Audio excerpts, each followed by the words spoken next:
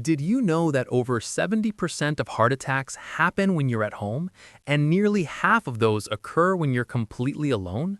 Your spouse is at the store, your children live across town, your neighbors are at work, and suddenly that crushing chest pressure begins.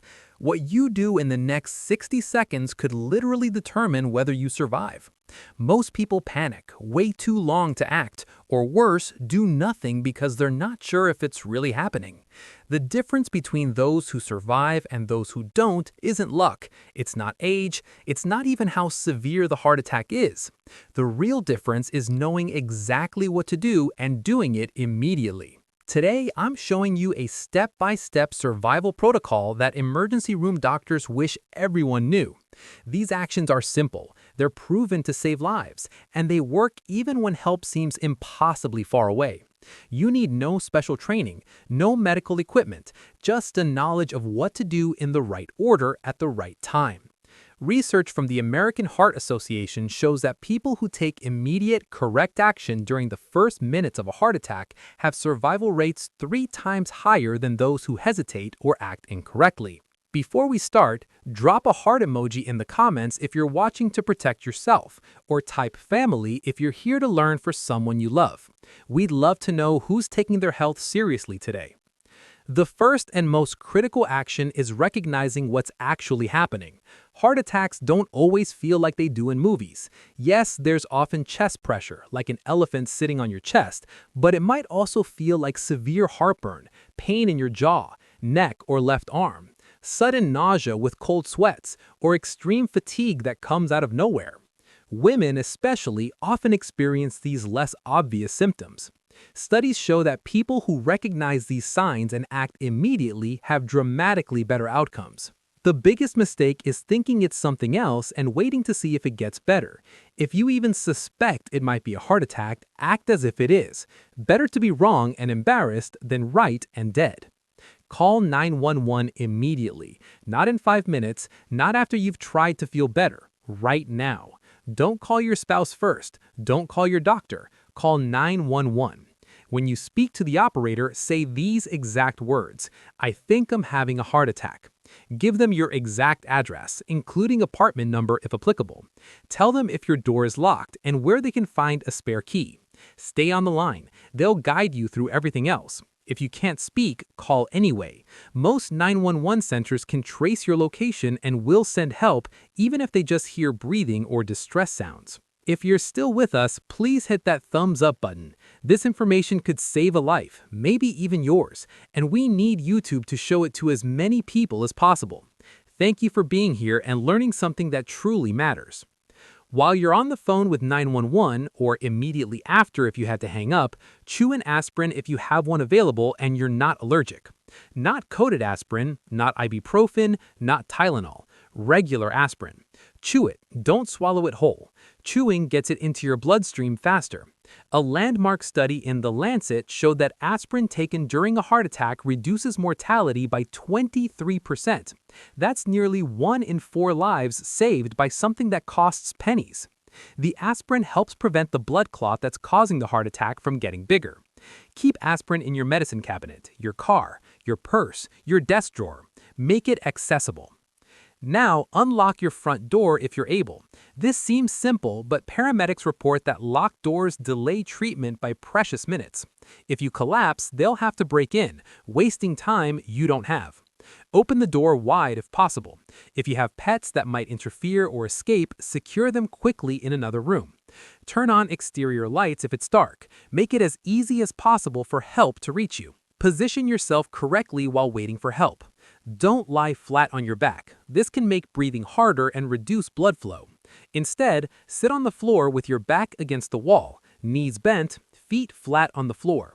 This position, called the W position, helps your heart work more efficiently. Loosen any tight clothing, especially around your neck and chest. Remove ties, scarves, or tight collars. Every bit of easier breathing helps. If you're having trouble breathing, open a window for fresh air, but don't exert yourself to do it. Here's what you absolutely should not do. Don't drive yourself to the hospital. even if you think you can make it. People lose consciousness without warning during heart attacks. Don't take anyone else's heart medication. What helps them could harm you. Don't ignore symptoms because you're embarrassed or don't want to bother anyone. This is literally life or death. Don't try to walk it off or push through. Your heart is already in crisis. Don't add more strain. If you have nitroglycerin prescribed to you, take it as directed while waiting for the ambulance. Usually this means 1 tablet under your tongue every 5 minutes for up to 3 doses, but only if it's been prescribed for you specifically. Keep track of how many you've taken to tell the paramedics.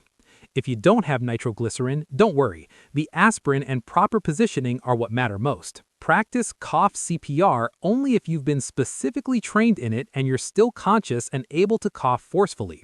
Despite what some internet posts claim, cough CPR is not a miracle cure and can actually be harmful if done incorrectly.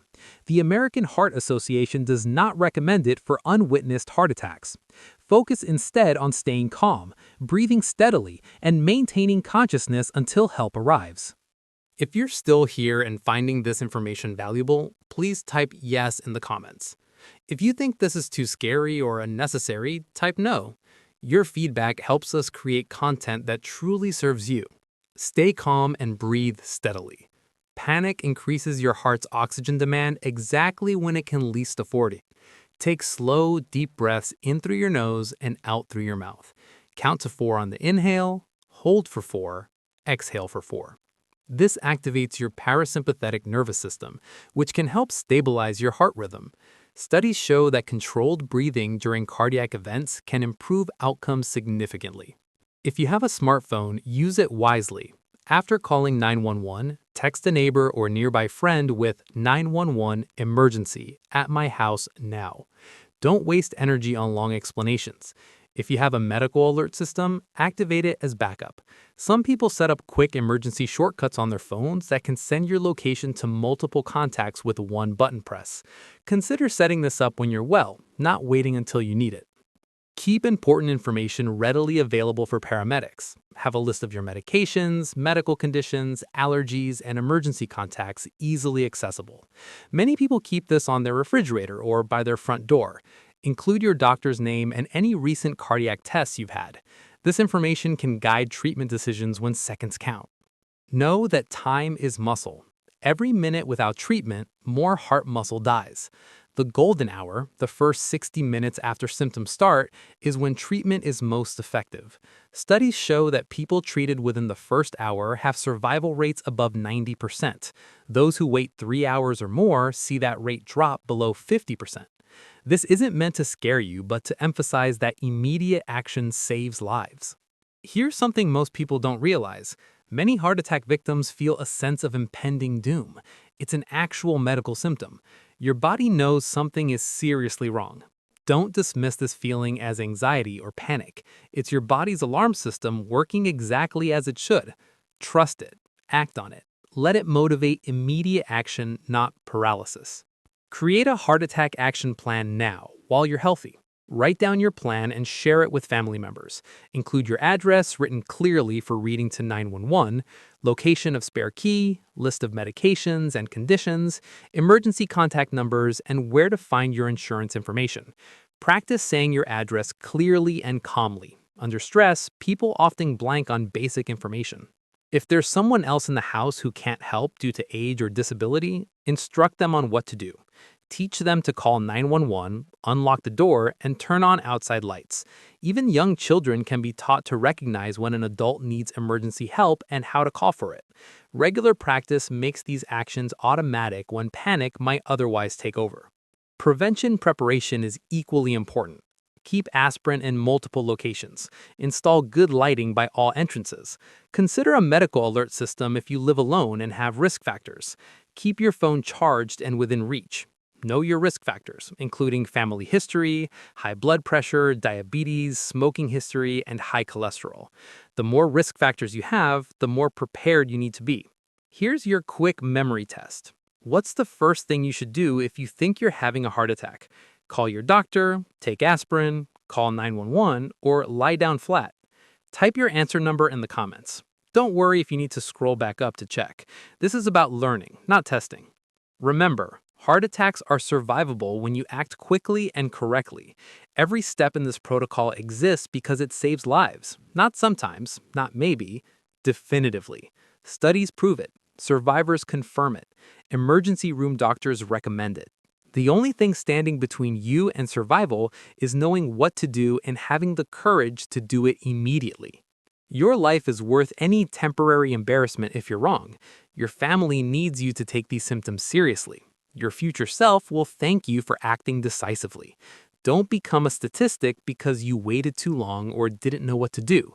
You now have the knowledge. The question is whether you'll use it when the moment comes. If this information could save your life or someone you love, leave a comment with the number 9. Planning to share this with someone who needs to know? Type 0. Your engagement helps this potentially life-saving information reach more people who desperately need it. Keep this knowledge fresh. Review it periodically. Share it with family members. Make sure everyone in your household knows the plan. Because when a heart attack strikes and you're alone, you won't have time to learn. You'll only have time to act. And now you know exactly what to do. Stay prepared, stay informed, and most importantly, never hesitate to call for help when your body tells you something is wrong. Your life depends on it.